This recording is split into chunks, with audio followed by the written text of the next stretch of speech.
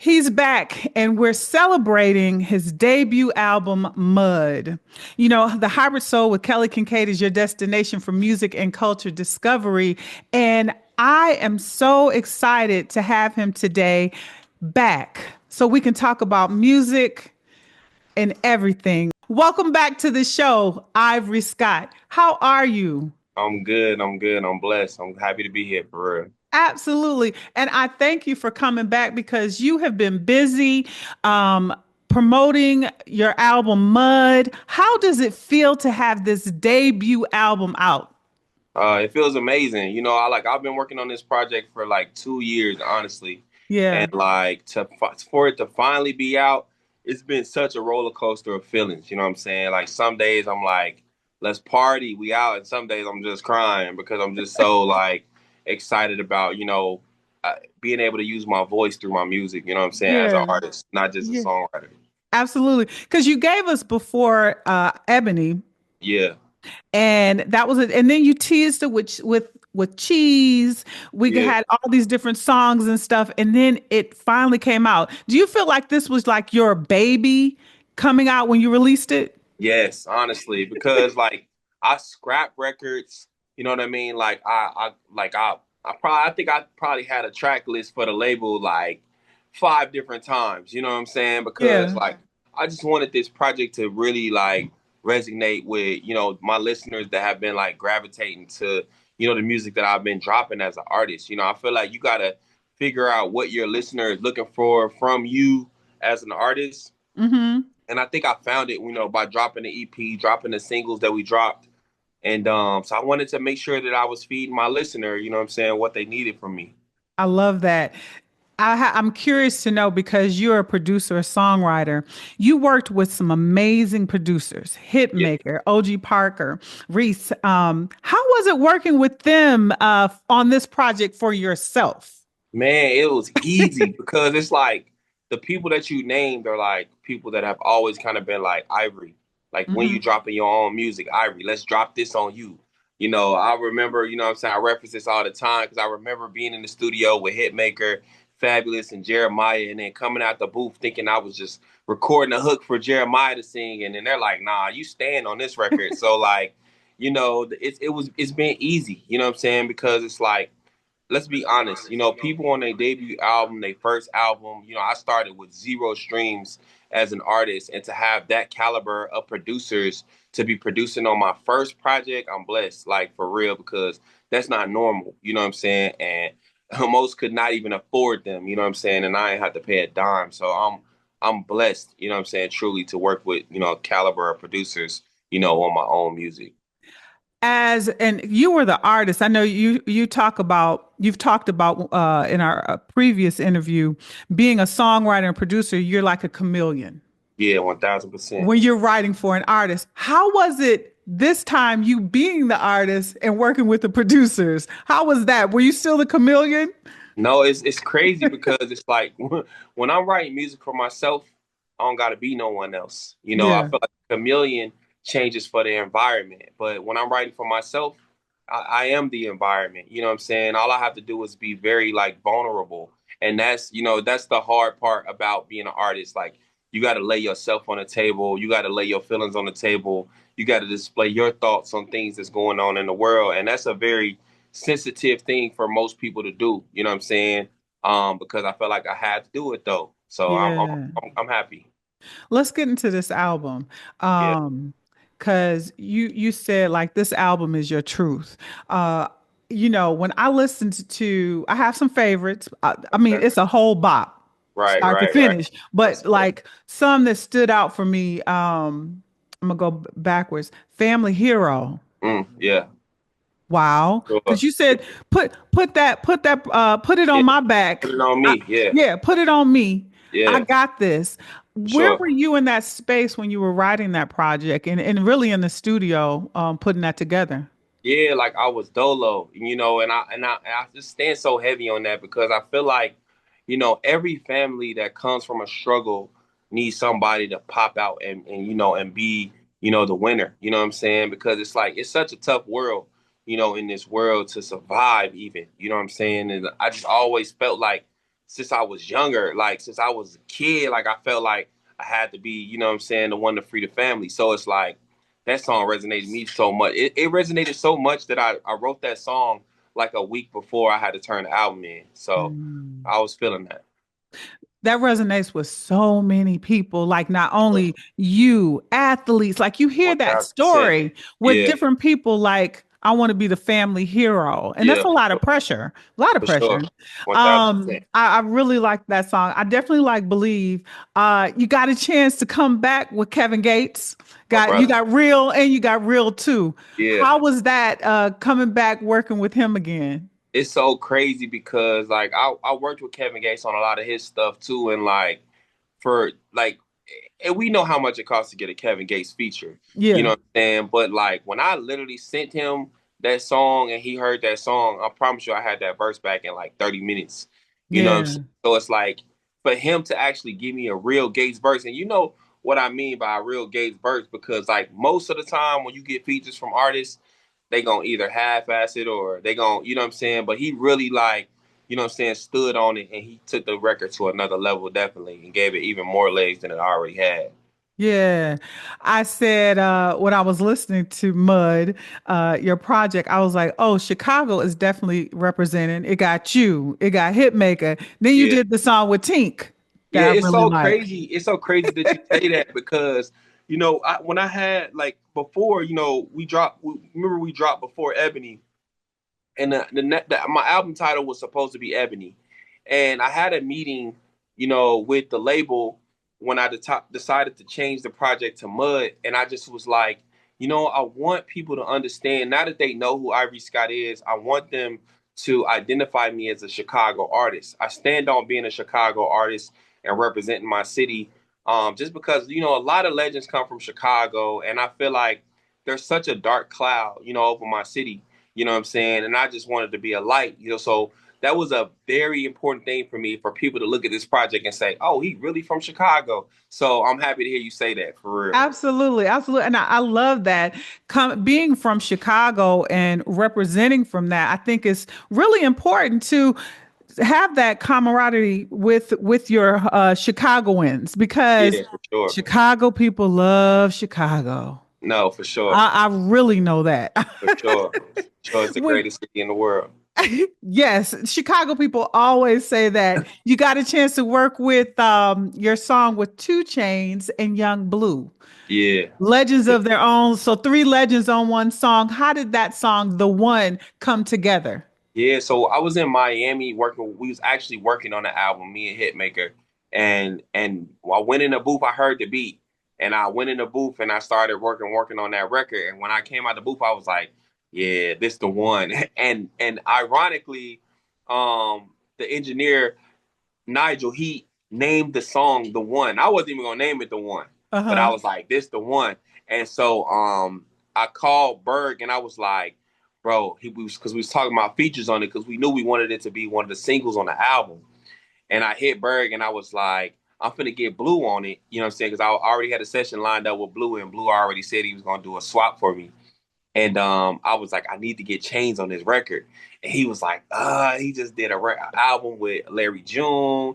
I don't know if he gonna be able to do it, but let me see. And I promise, Berg, he hit Chains, and I promise you, he sent it in, and the rest is like what it is now. That record is doing so good right now too. Yeah. So it's definitely doing what it's supposed to do. I like the visuals of it too. Yeah, for sure. Yeah. We shooting a video for it, so it's gonna Yeah. be something special. Well, and I think with Two Chains, real recognize real. Why For wouldn't he? sure. You know? For sure. And it's Yeah. crazy because my first big single, which was Baddest featuring Young Blue, Chris Brown, and Two Chains, those were the actually people that were on one of the biggest records that I actually wrote.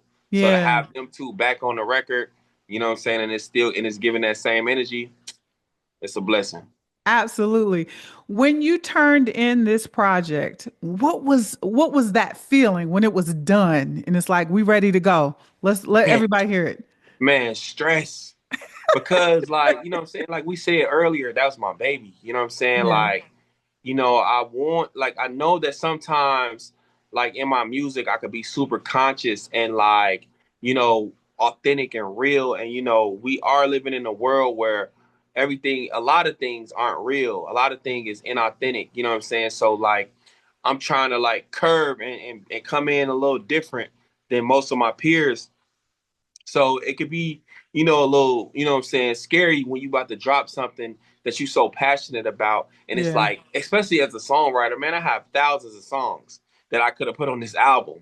And to narrow it down and be like, oh, I only can have 14 or whatever, it was tough. So even when I turned the album in, I still was like, what I'm saying, a little like, okay, it's gone. But when it came out, and I saw all the love that I was getting on the project, and even like now, like just seeing like all the love, all the streams, all the new listeners, all the, what I'm saying, Yeah. it's elevating to see like people like posting lines that stuck out to me, in my own songs, and I'm like, yeah, that was a bar. I just want to make sure you caught that.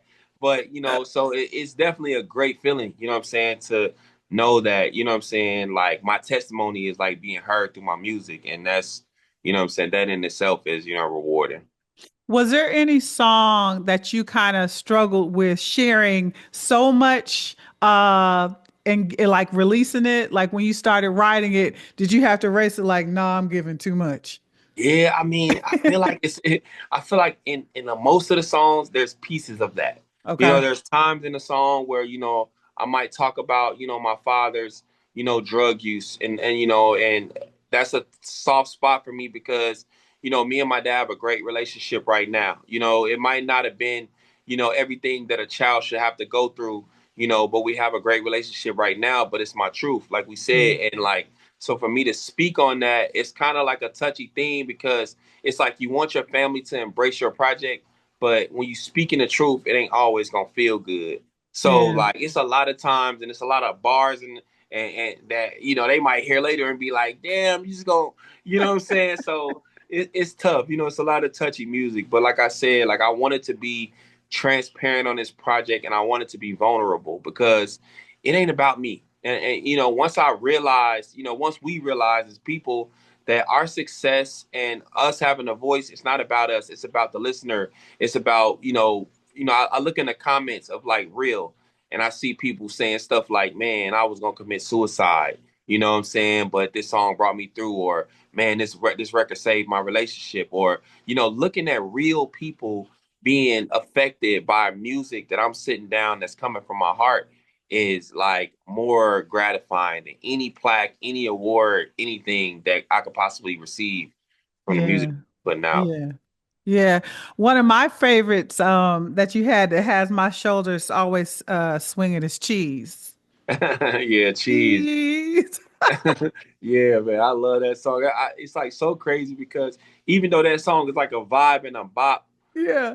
it has a message. You know what I'm saying? Oh Like, yeah, yeah. you know what I'm saying? And that's what I always want to do. No matter if like what type of song it is, it's gonna be a hidden message in there. You know what I'm saying? Saying like, wake up Yeah, to something. absolutely. So my favorite, I wanted to hold it. I like waiting on you.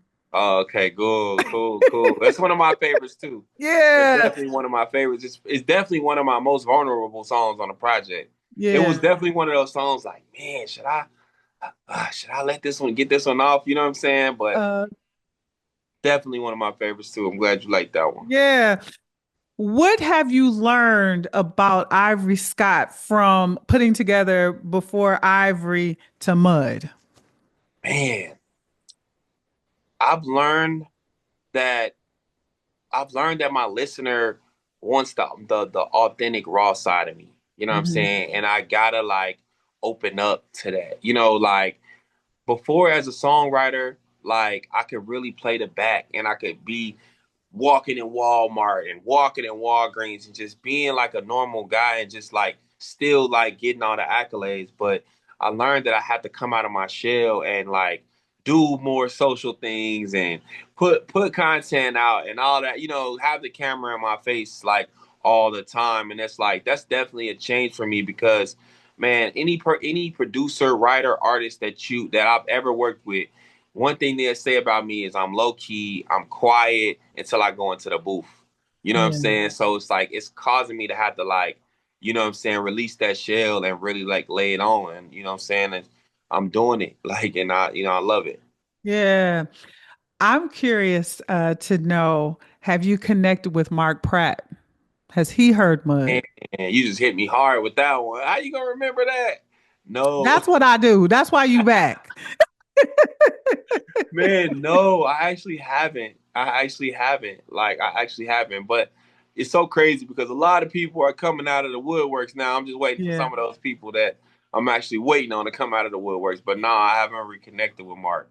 And with people who are listening to our interview, you got to go back to our first interview where we talked about Mark Yeah, Pratt because Mark Pratt is someone special in Ivory Scott's life because yeah, he actually introduced you to just, I'm going to say, like producing and yeah. different musical stuff Yeah, he gave in me the school. first platform. He gave me the first platform to be able to learn myself as a recording artist. Like, and it's so crazy how he did it because it was like, I didn't know this man. You know what I'm saying? And he would just be like, I would go to his door after football practice and his daughters would just let me in. You know what I'm saying? I'll Yeah. just go down in the basement. I'll be in the studio all night. And it's so crazy because a part of that is what saved me from the streets because being able to go from school to football practice to the studio, it kept me off them corners. It kept me, from hanging out with, what I'm saying, with the guys on the block. It kept me from that. By the time I got home, I was so burnt out and just excited to listen to my music on the bus that I just made, you know what I'm saying, which probably sounded terrible, but you know what I mean? Like, he gave me that platform without asking for nothing. And I get so many people that come into my life, um, you know, that I might have, did something with, what I'm saying, along my journey. And he never doubled back and asked me for nothing, you know what I'm saying? But people, they get entitlement, you know what I'm saying, from your success because, they were a step along the way, you know what I'm Yeah. saying? And that's a tough, spot because of course I'm the type of person that I want, like I said in the beginning, I want to be able to put people in position to win. Yeah. But definitely, man, Mark, man, like, what I'm saying, shout out to him. I can't wait for you guys to see each other and cross paths. That's going Yeah, to be an for sure, amazing sure, reunion. for sure, Um, Mud is your baby, right? for sure. But I'm curious to know what's one of your favorite songs? Like, what was the one that you just wrote so easily, like it was done quick? And I think Believe. Okay. Believe was definitely the song that just, I really felt that, and I really felt that way. That's like my testimony, it's Hmm. like going through what I've been through, I had to look in the mirror and believe in myself, like sometimes, you go into these labels and you go meet with these execs and things don't go the way you think they're gonna go. They might not see it in you, but you got to see it in yourself long before anybody. And that's all in anything. You got to see the greatness in you before anybody can see it in you. And that Word. song really like resonates to me for real. I love that. When I think about all the hits and all the music you have, you being on stage, it's gonna be a movie. It's gonna And be it definitely don't a look, movie. and don't let you bring the people and have just come and to have an appearance on it. Yeah, for sure. Talk about what is in store for Ivory Scott performing and letting his fans see and hear Mud and Before Ivory and all the other hits. Man, it's time. It's like it's so crazy because like the shows that I have done, it's like breathing for me. To get up on stage and to get in front of the people and really give them the energy that I've been building up so much. With this album, with the songs that I've worked on, to really get out and touch the people. I'm excited about that. I'm working on tour, like what I'm saying. I'm thinking about going on tour with Friday, jumping out on some dates Ooh, with bro and just ooh, tapping in with all my peers. It's a blessing because I have so many good relationships. Tink's always on tour. Like Blue's always on tour, so it's gonna be so easy for me to get outside. So me and yeah. my team is working on putting together a solid tour for the project and everything. And we're gonna get outside. We're gonna show them the real Ivory Scott. Oh my goodness. Relationships. Uh, they're very important. Your family For sure, relationships, and then for sure, even your relationships in the music industry. Did for you sure. come in like that? What was it? Something that you saw like that's important to me because you drop names, the Fridays, the Tinks, and stuff. But Yeah. how did you? Yeah, how did you decide like I want to have good relationships? Man, I learned early on, in life in general, that the most valuable thing in life is relationships. It's your network. Somebody said it's not your network, it's your net. You know what I'm saying? It's Right, just not your right. net worth, it's your network. It's about the people that you impact along the journey. I wouldn't have Tink features. I wouldn't have Hitmaker executive producing my project, Blue, all these great features and all these great people that are standing behind me and championing me, and even artists that are championing me that aren't on my project. I wouldn't have any of that if I didn't stand on having good relationships and valuing every situation. Because, you know, I remember this very vividly. But when I first got my publishing deal, Ray Daniels walked me into APG, into Mike Karen's office. When he walked in and he spoke to everybody. He spoke to the people in the lobby. He spoke to everyone, right? And when we left the meeting, he said to me, he said, "You speak to everybody in the room because you don't know who gonna be in position tomorrow." So Mhm. I took that with me and I apply that to everything in my career, because it's like every interview is as important. This interview is just as important as the Breakfast Club. Every opportunity that you have, you don't know who's going to be the big dog in the room tomorrow. So you got to treat it as such. And I stand on that. You know what I mean? That's the value. That's the biggest, most valuable thing anyone can have is a network. You Yeah. always need that. We all need each other, and we need to be able to call on each other when we do. So Absolutely.